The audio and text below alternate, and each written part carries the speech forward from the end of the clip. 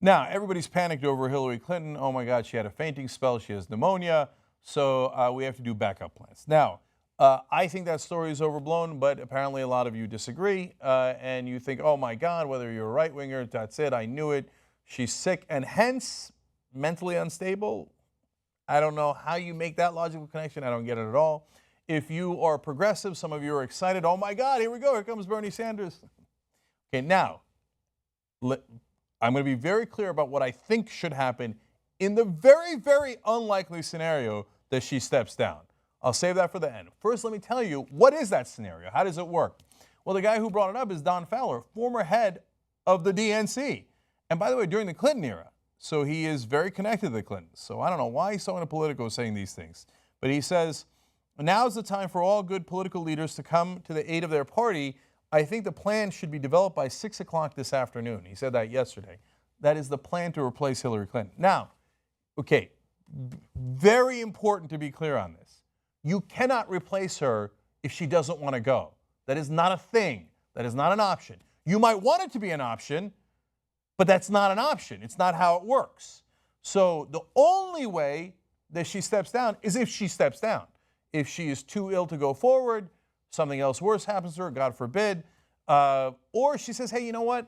I'm too sick. I'm going to voluntarily make this decision to not do it. But it's on her. She's already the nominee. She's the one who gets to decide. You want to change those rules, change them the next time around. But those are the rules today as we stand today.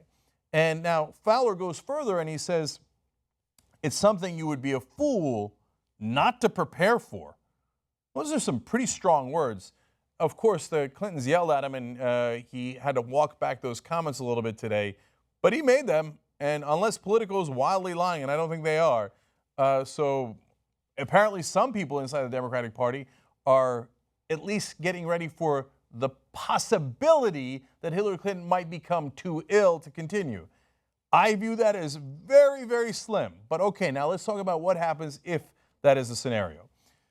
Politico explains, if Clinton could not physically continue her candidacy, she would have to voluntarily cede her nomination, creating a vacancy at the top of the national ticket. If she did, party procedures give the chair of the DNC authority to call a special meeting to vote on a replacement nominee. Now, party chair today is Donna Brazile. Of course, Debbie Wasserman Schultz stepped down, and so Donna Brazile would have to call the meeting. And then normally the DNC members can vote by proxy. In this case, they cannot. They must show up.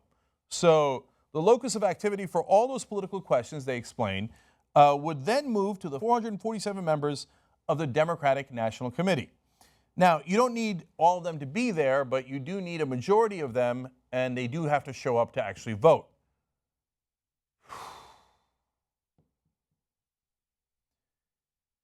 If that unlikely scenario were to happen, it would be an unbelievable mess.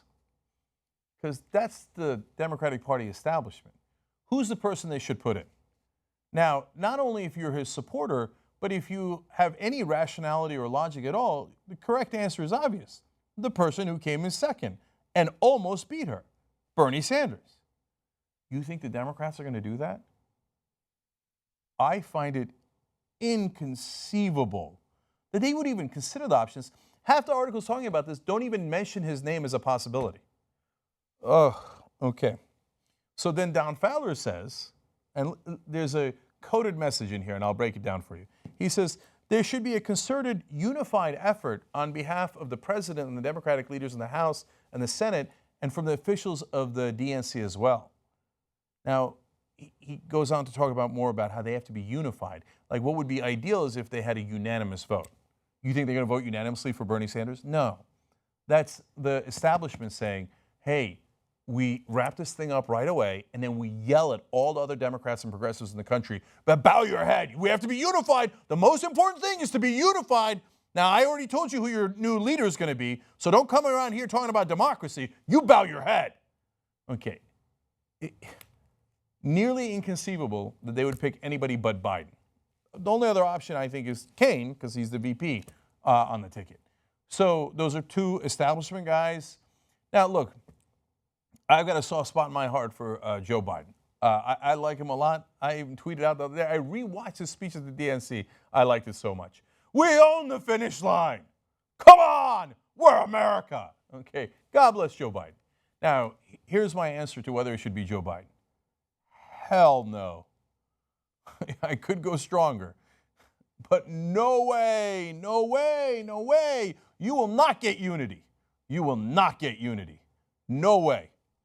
So let's hope the scenario doesn't happen, because in this scenario, Hillary Clinton is very, very sick. I don't want that scenario to happen. And yes, you'll have a mess on your hands. Nobody should root for anybody to be sick. But if, in the very unlikely scenario that this goes forward, and the Democrats try to put in an establishment figure and totally ignore Bernie Sanders, there will be hell to pay. I'm not a Republican, I'm not a right-winger, I'm not talking about anything physical. I'm talking about political hell to pay. So will progressives then be more disenchanted with the Democratic Party? Of course they would be. You yelling at them to fall in line is not going to help at all. You trying to get everybody in the media to yell at them is not going to help at all. If this scenario happens and you go, yeah, whatever, we don't need Bernie Sanders, we don't need his supporters, who cares about stinking democracy and who else was in the race and got 46% of the vote and who did this well and won all these states, I don't care. The Democratic Party is going to pick an establishment person.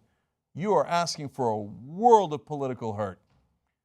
And then it's almost guaranteed that the Republicans would win. But you see, a part of the reason I say this is because people in Washington don't believe that. We're never going to get it through their thick skulls. They think in their infinite arrogance, no, of course they'll fall in line. They'll do what we tell them to do. Otherwise, we'll yell at them harder. Not how it works. Of course it's got to be Bernie Sanders.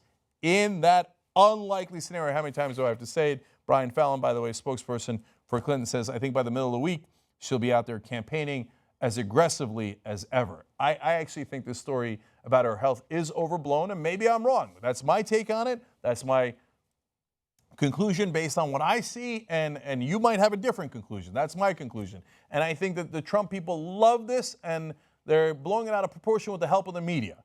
But if this scenario happens, if it ain't Bernie Sanders, there's going to be political war. Help keep TYT independent by becoming a member. TYTnetwork.com/join.